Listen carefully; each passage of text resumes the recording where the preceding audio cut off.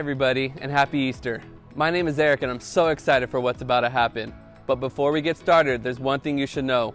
Easter Jam is for everybody in the family. So all those high school and college kids, go ahead and grab them. And all my kiddos and Kingdom kids, get ready. We're about to have a blast, and you guys are going to lead the way. Adults, buckle up. This is Easter like we've never done it before. No matter who you are, Easter Jam is for everybody. So take a look around. Is everybody present? If not, go ahead and hit that pause button now. We're going to get started in 3, 2, 1. Easter, a time for fake grass, plastic eggs, these things, chocolate bunnies, and people dressed as bunnies. And then there are the weird parts of Easter, like fake grass, plastic eggs, these things, chocolate bunnies, and people dressed as bunnies, which is interesting. But what does all this stuff have to do with Easter? And if this holiday is about more than candy and wearing uncomfortable clothes to church and lunch with your relatives, what makes Easter happy?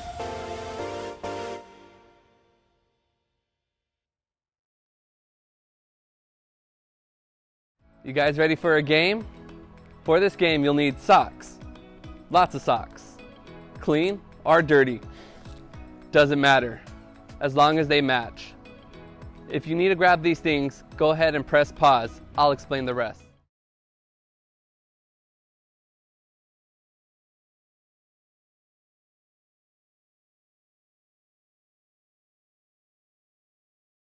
Got your socks and basket? Great. Now you'll need 2 people to play and 2 people to keep score. To get started, go ahead and put all your socks on one side of the room. Don't worry, they'll make it back into the basket real soon. And then go ahead and place the basket on the other side of the room. When I say go, you guys are going to grab one sock, find the matching pair, and roll it up into an Easter egg. Once you do, go ahead and toss it into the basket. The one who gets the most sock eggs in the basket wins.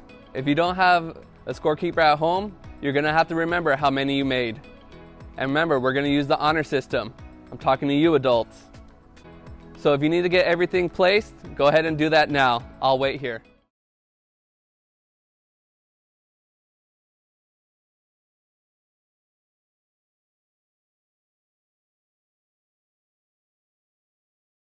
Everybody ready? Great. We're putting a 1-minute timer on the clock.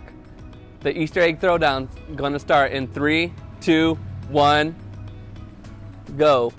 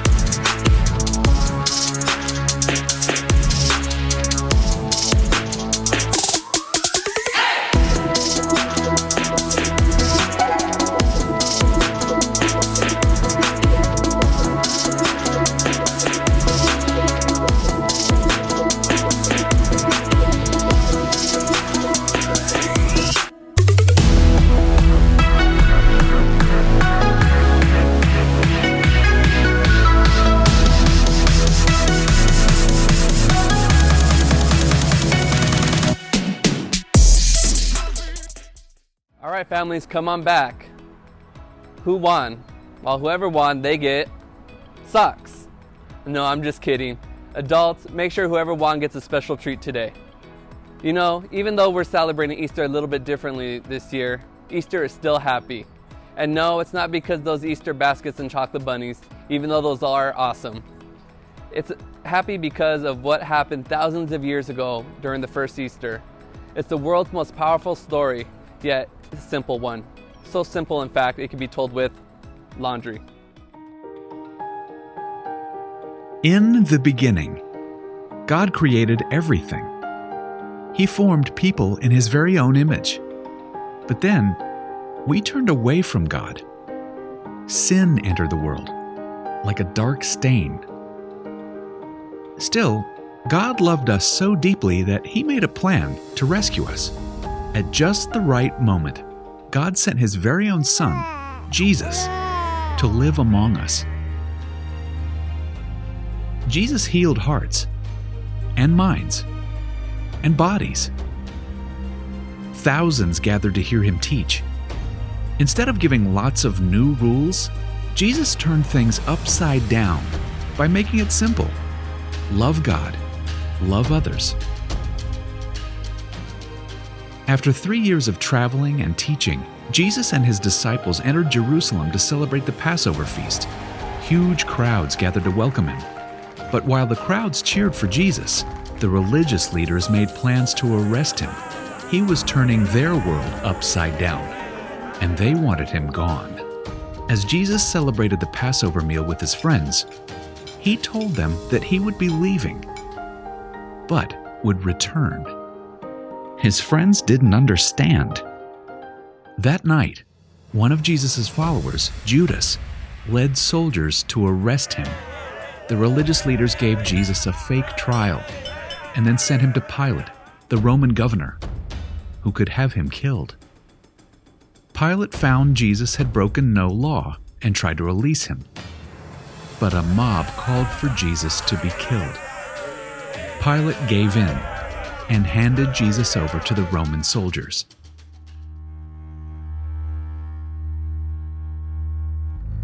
Jesus was forced to carry the heavy beams of his own wooden cross.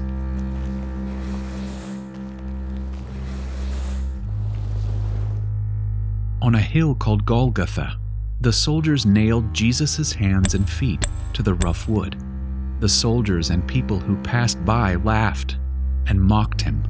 But from the cross, Jesus asked God to forgive them. Finally, Jesus called out, "It is finished." Then he died. The earth shook.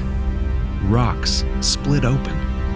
Even the soldiers cried, "Surely he was the Son of God." One of Jesus' followers took his body and placed it in a tomb cut from the rock. A huge stone blocked the entrance. Jesus' friends were devastated. They had believed that Jesus was the one God promised, the one who would rescue them, but now he was gone. Their whole world had turned upside down. Jesus' friends stayed hidden in fear for 3 days. But early Sunday morning, Mary Magdalene, a close friend of Jesus, hurried to the tomb. She planned to anoint Jesus' body with special spices. As Mary neared the tomb, she saw the stone had been rolled away. The tomb was empty. Mary turned to see a man standing near. She didn't recognize him until he said, "Mary." It was Jesus, alive. Jesus told her, "Do not hold on to me. I have not yet ascended to the Father. Instead, go to those who believe in me." Jesus, God's Son, became like us to lay down his life. Through God's power, he defeated death for all of us, and sin was washed away. One day, he's promised to return, so we can live with him forever.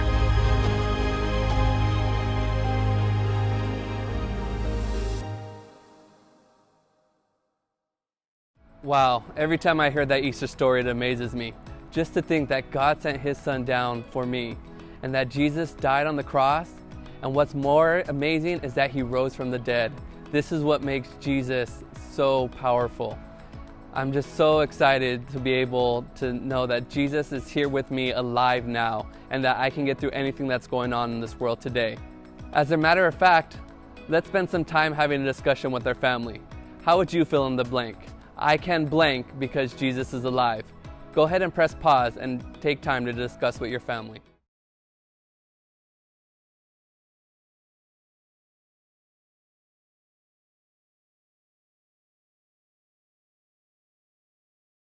Awesome. I love conversations like that. Remembering what God did for me in the past helps me to have trust in what's going on right now. And I hope that's true for you too.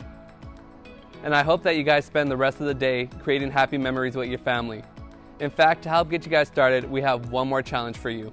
For this challenge, you're going to need to grab the most tech-savvy person in the house. This can be a parent, this can be a grandparent, or it could even be an 8th grader. No matter who you choose, this is what I want you to do. Go ahead and I want you guys to get together and take a family Easter photo. It could be a photo where you're dressed up, or a photo in your pajamas. It could be a photo where you guys are smiling, or a photo where you guys are acting silly with those crazy filters turning your faces into bunnies. No matter which way you choose to take the photo, just make sure that you guys do it and have fun. And don't forget to put it on social media using the hashtag KKEasterJam2020. That way we can all see your guys' family style. And maybe now more than ever is the time to celebrate and remember God's faithfulness and the hope that we can put into Jesus. After all, that's what makes Easter happy. Thank you, everybody.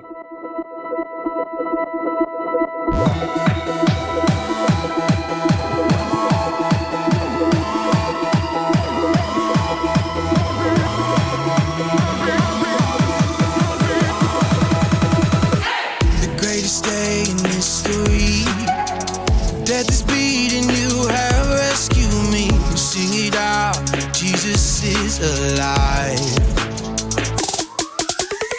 The empty cross, the empty grave, life eternal, you have won the day. Shout it out, Jesus is alive. He's alive. Oh, happy day, happy day. You wash my sin away. Oh, happy day, happy day. I'll never be the same. Forever I'm changed. I'll never be the same. When I stand in that place, free at last, meeting face to face. I am yours, Jesus, you are mine. In this joy, perfect peace, earthly pain finally will cease. Celebrate, Jesus is alive.